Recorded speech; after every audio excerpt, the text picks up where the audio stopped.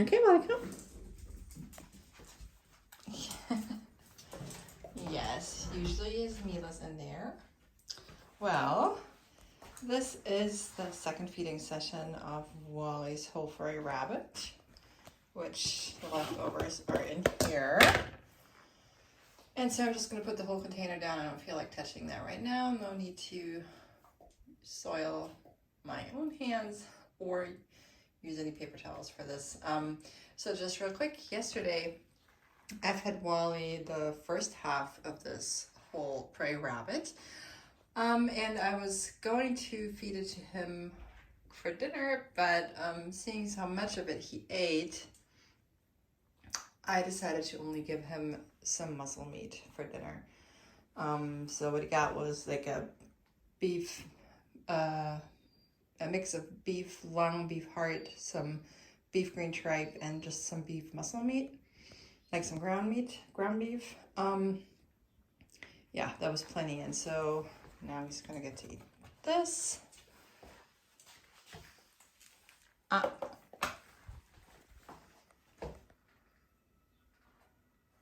And there go the sirens. Okay, Wally, can we? Yes, it's okay. Oh, those sirens, Yes, it's okay. You can eat. What are you waiting for, buddy? Here, look. Okay. Yes, good boy.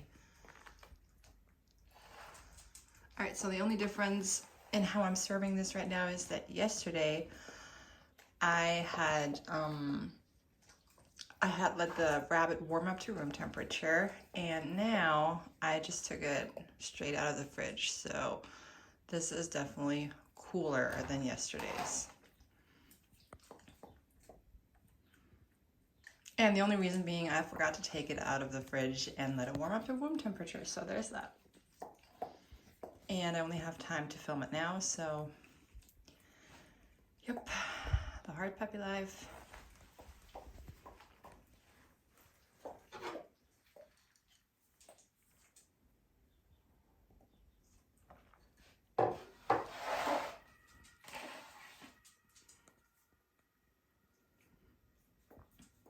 Yes, I usually don't put stuff down in a container. I usually take it out of whichever container I keep it in and put it down either on this feeding mat right here or just straight on the floor and let him have it. So this is a little less convenient than usual. Someone actually has to work a little bit for their food. I'm so sorry. Spoiled pup.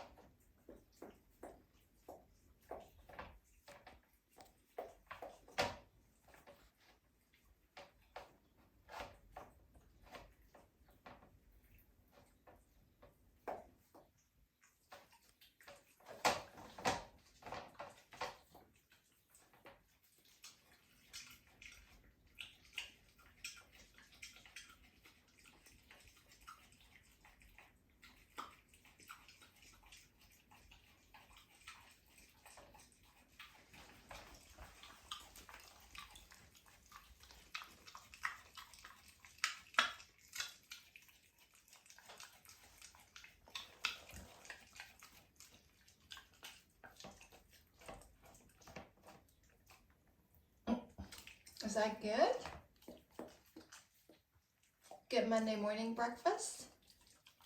Okay.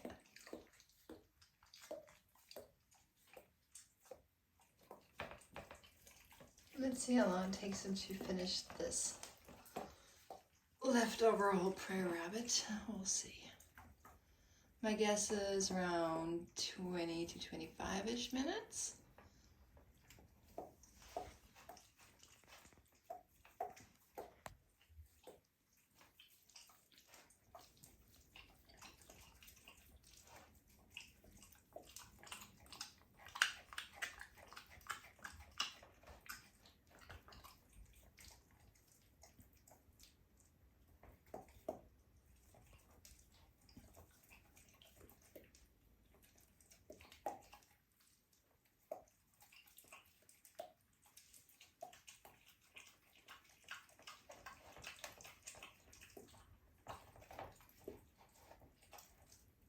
There you go. Good job.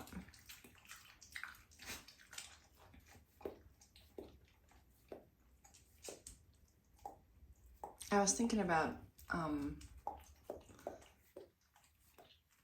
taking whatever was still sticking to the container there and taking it out of it for him, but looks like he was very capable of doing that himself. So I guess sometimes it just pays off to be patient and see if they're going to figure it out themselves, which they usually do.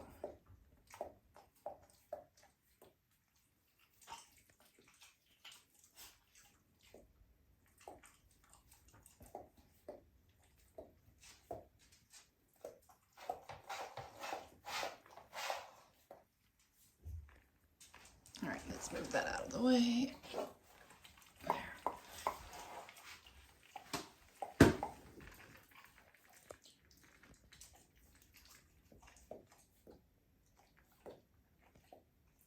What's up, buddy? You seem a little less enthused about it than yesterday.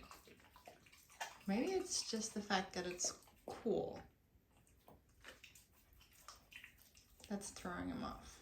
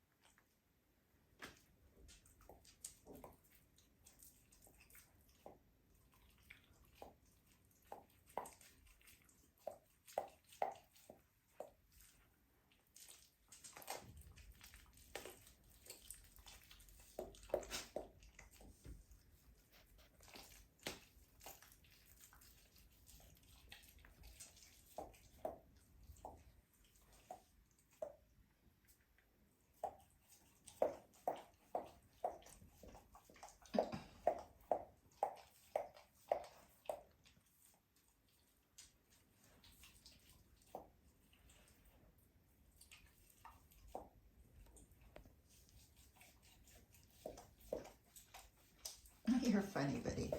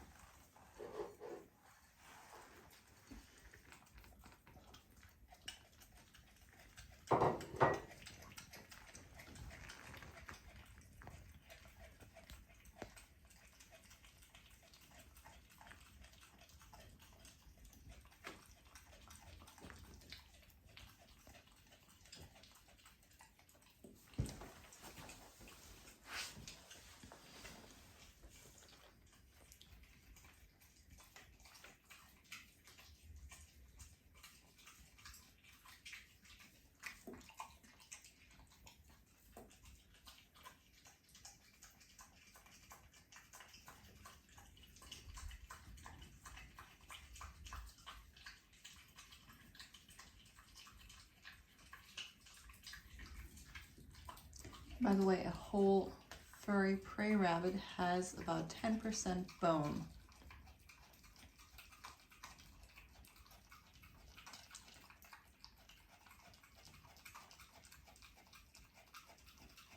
Bone content, and then the rest is muscle meat, organs, secreting organs, and fur, obviously.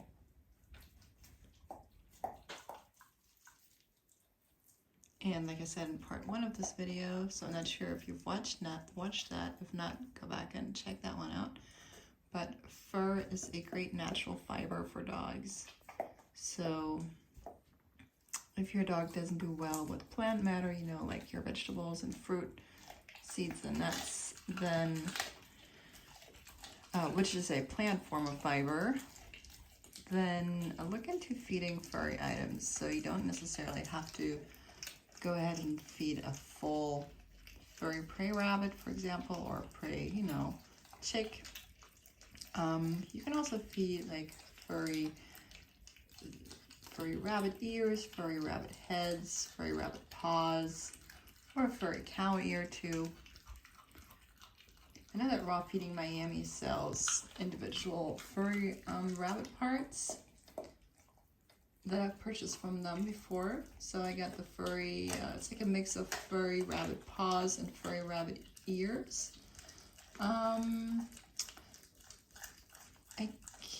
trying to remember, because it's been a while since I ordered from them after we moved from the States to Germany, but I don't think that they sell furry rabbit heads. I think their rabbit heads are only without fur.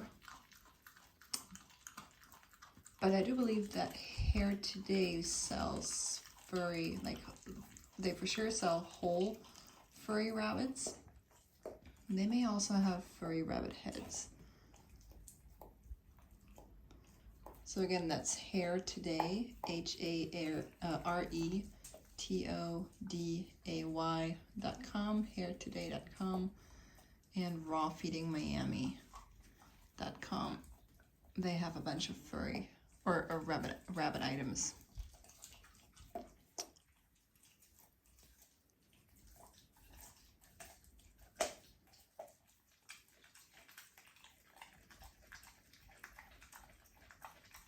You can also do a Google search of where to buy whole furry prey rabbits near me or something like that, and some places should pop up.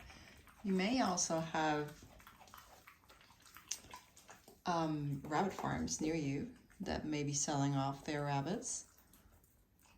And then you could also make friends with hunters and see if they're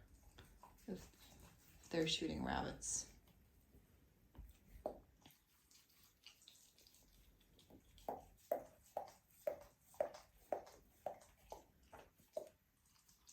Obviously they have to be in season, so if you find a good source, I suggest you stock up and store them in your raw dog food freezer.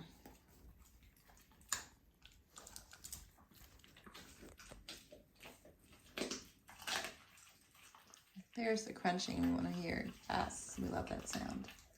Good boy, Wally.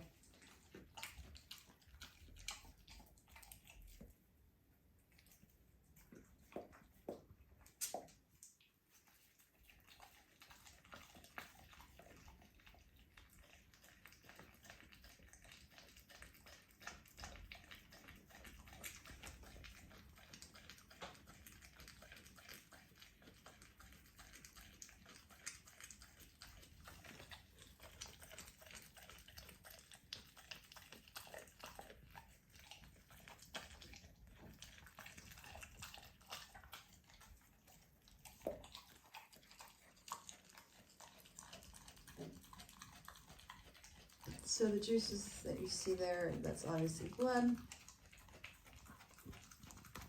So this was a whole intact furry prey rabbit that had not been bled out. It was, like I said, completely intact. It had all of its organs, all of its body parts, including the blood, obviously, which is a great source of iron.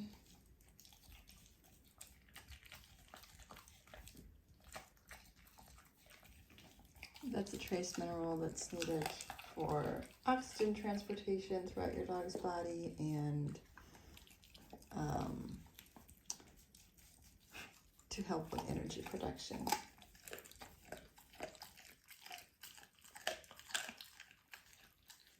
And whatever your dog's body doesn't need right away is stored in the spleen. That's why the spleen is naturally rich in iron, and also the liver and the bone marrow. So you don't have to feed iron-rich body parts of animals every single day, because your dog's body is able to store excess iron. So that's just a little FYI right there.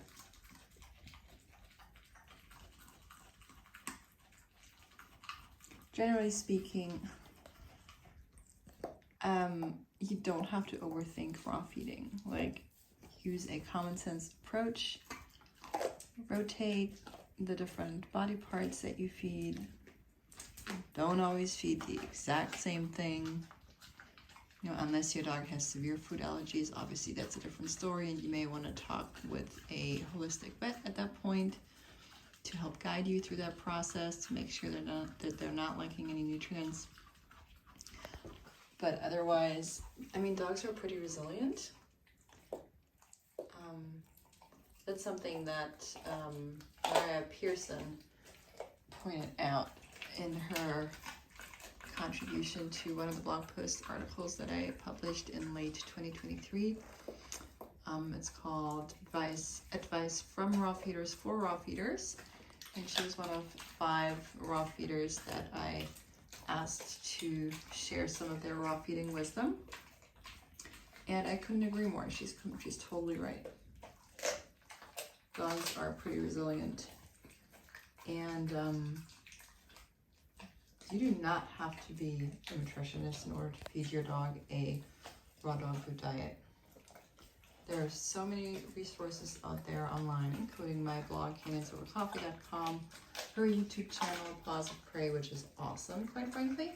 I think she has great video editing talent, and she has a really nice, soothing voice to listen to, so that's awesome. There's Kimberly Gauthier too, of keepthetailwagging.com. Let's see, there is Scott Dad. I'm sorry, his name is Scott Marshall. I meant to say Dog Dad. He's known as the Dog Dad. Well, now you're known as Scott Dad too. Anyways, he has a blog over at rawfeeding101.com, and he also has a huge Facebook community. I think there's like 80,000 members in there.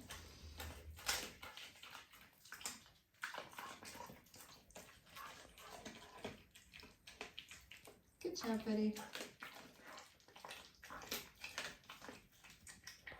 Yeah, and then there's also Ruby Ballaram from Feed Real. So they started out as a single ingredient air dried dog treat and chew brand that I also ordered from many years for my boxer mixes back in the States, and Wally also got to have a few boxes before we moved. But since then, she's also continued to work as an educator in the raw feeding space. I personally have not taken any of her courses or looked into her coursework, but I've heard great things about it, so feel free to check that out. And there's also Amy Marshall of, I think her site is called, gosh, I'm blanking on her website. I'm sorry, Amy. But anyways, I also feature her in the Advice from Raw Feeders for Raw Feeders blog post on my own blog, canionsovercoffee.com, so you can look her up right there. But all that to say that there is lots of high quality raw feeding information out there that's based on a common sense approach and not that fear mongering approach that traditional vets will throw in your face.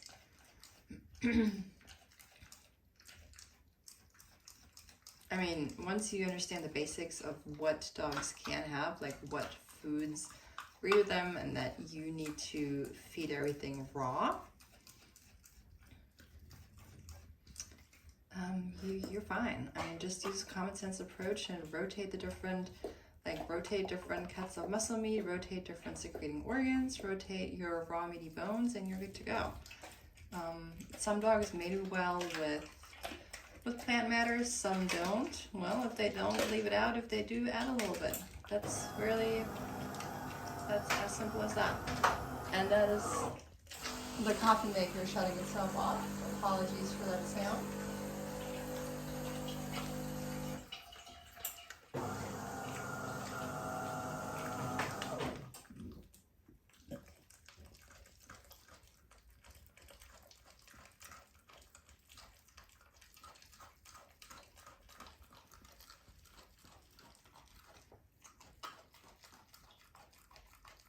Good job, buddy.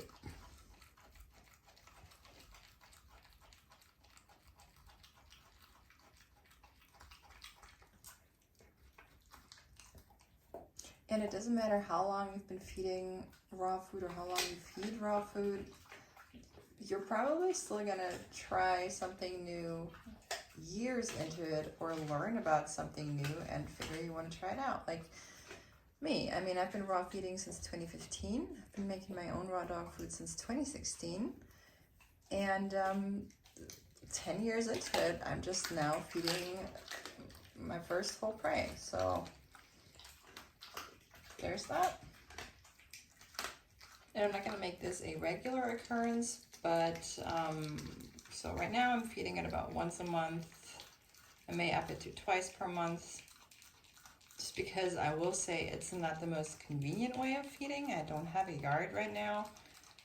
Plus I like to supervise, and I do suggest that you always supervise just in case something does happen, like your dog chokes or something, which is unlikely, but can always happen. You know, just like there is the chance of something happening when you do get in your car in the morning. You may get into an accident, someone may rear end you. Your plane may crash. You know, there's never a guarantee for something to 100% work out, but that's just the way it is in life.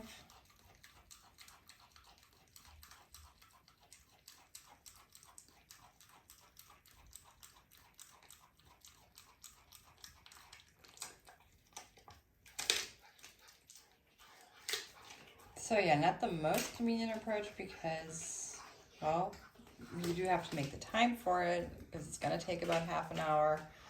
You have to be able to take the whole prey away from your dog if you don't have a large dog that can eat it in one go. Oh, good boy, you're all done. Yay. You do have to wipe your floors after. Well, wipe them first, then mop them.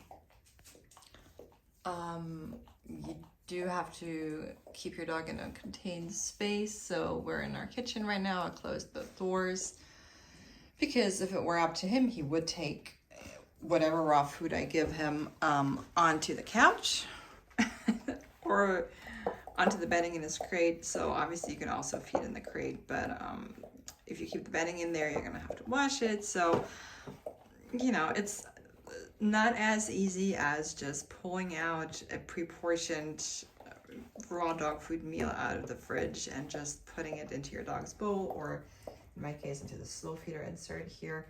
This one is by Mighty Paw, by the way. It pops right out and you can put it into the dishwasher, which is super convenient. So yeah, all that said, feeding whole prey does take a little bit of planning and being organized on your part and being willing to clean up after your dog. And that's why I'm not doing this on a well, certainly not a daily basis, also not a weekly basis right now. And that may change at some point, but for now, that's what works for us. Do you want to go in your place? Are you done? You let it burp? Okay. You good? That's his place right there.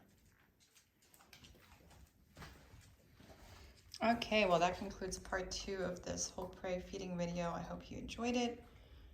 And the upcoming next video is going to be a raw goat head feeding video. So that's a new one for us as well, but I just got 2 goat's heads. and can't wait for that. See how that goes. Okay.